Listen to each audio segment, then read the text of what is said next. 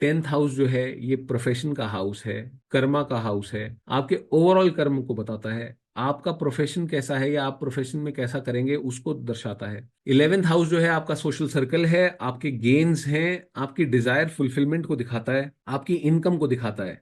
और 12th house जो है वो स्पिरिचुअलिटी को भी दिखाता है, एक्सपेंसेस को दिखाता है, लॉसेस को दिखाता है, फॉरेन ट्रैवल को दिखाता है, मॉडर्न डेज में आप देखें तो कन्फाइनमेंट को भी दिखाता है, आइसोलेशन को दिखाता है। This is called the house of मोक्ष ऑल्सो। सो फर्स्ट हाउस से आप बॉडी देखते हैं, आप खुद को देखते हैं, आपका आउटलुक है, और इसी हाउस को लग्न बोला जाता है। और जो भी इस हाउस का लॉर्ड है बाय राशि, अगर जैसे अभी फिलहाल के लिए नंबर 8 राशि है यहाँ, तो नंबर 8 राशि वृश्चिक राशि है, उसका लॉर्ड मार्स है। तो इस चार्ट में मार्स को हम लॉर्ड बोल सकते हैं, इस चार्ट का भी, और लग्न लॉर्ड भी बोल सकते हैं। ये एक नॉर्थ इंडियन स्टाइल चार्ट है, इस चार्ट को हम नॉर्थ इंडियन स्टाइल चार्ट बोलते हैं। ये थोड़ा कन्वीनियंट चार्ट है यूज करने के लिए। बेसिकली चार्ट का काम सिर्फ इतना सा है कि जैसे आप डेटा को किसी एक फ्लो चार्ट में डालें या किसी एक ग्राफ फॉर्म में डालें, या आप बोलें कि पाइवट टेबल आपने लगाया कि आप कन्वीनियंटली डेटा को देख पाएं। सो प्रिडिक्शन पॉइंट ऑफ व्यू से, astrological prediction point of view से, ये एक बहुत convenient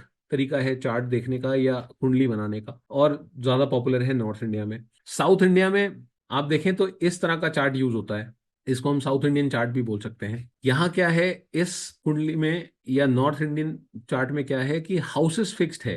this is always the first house, irrespective कि कौन सा नंबर यहाँ लिखा है, ये this will always be the first house, this will always be the second, the third, the fourth, the fifth. लेकिन राशियां मूव करती हैं और हाउसेस फिक्स्ड रहते हैं। ये जो चार्ट है, इस चार्ट में यहाँ एरीज राशि है हमेशा, यहाँ टॉरस राशि है। तो बेसिकली हम क्या बोल रहे हैं कि इस वाले चार्ट में राशियां फिक्स्ड हैं, और जिस भी घर में, जब हम बोलते हैं लग्न कौन से घर में या फर्स्ट हाउस कौन सा है, तो उसमें हम मार्किंग कर देते हैं ऐसे कि जैसे दो एस्टेरिस्क से हम मार्किंग कर देते हैं, तो हमें पता लगता है कि ये फर्स्ट हाउस इसको काउंट करना है या इसको हमें फर्स्ट हाउस मान के चलना है। इस चार्ट में राशियां फिक्स्ड हैं बट हाउसेस मूव करते हैं। और ये वाला जो चार्ट है जो हम जनरली यूज कर रहे हैं अपनी अब अपने क्लासेस के लिए भी, या अपने सीखने के लिए भी, या आपने भी देखा होगा बहुत पॉपुलरली ये चार्ट यूज होता है, जिसको आप नॉर्थ इंडियन चार्ट बोल सकते हैं।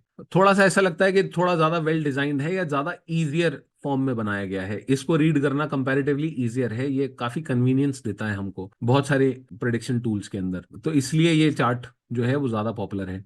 और ये जो साउथ इंडियन चार्ट है ये साउथ इंडिया में ज्यादातर लोग यूज करते हैं, या फिर आप देखेंगे कि अगर आप ऐसे राइटर्स की बुक पढ़ेंगे जो साउथ इंडियन है, उनकी बुक में आपको इस तरह के चार्ट्स नजर आएंगे। बट देन आपको कैसे देखना है चार्ट, तो यहाँ पे ये हमेशा एरीज राशि है लिखा अगर नहीं भी हो, this is always Aries, this is Taurus, Gemini, Cancer, Leo, Virgo, Libra, Scorpio, Sagittarius, Capricorn, Aquarius and Pisces. So राशि हमेशा फिक्स है, और जो भी हाउस नंबर 1 हम हाउस जिसको बोलेंगे या जिसको लग्न बोलेंगे, वहां पे ऐसे मार्किंग आपको मिलेगी, तो आपको उसको फर्स्ट हाउस समझना है। तो थोड़ा सा क्या है कि थोड़ा सा कंफ्यूजिंग लगता है कभी कभी। और ये ईस्ट इंडियन स्टाइल चार्ट है जिसके अंदर आप देखें कि मिक्सचर है दोनों का, नॉर्थ इंडियन चार्ट का और साउथ इंडियन चार्ट का। This is basically used mostly in the Odisha region, तो ओडिशा रीजन में जनरली यूज होता है। And it is only for your reference, कि आपको अगर आप कोई चार्ट देखें तो आपको ऐसा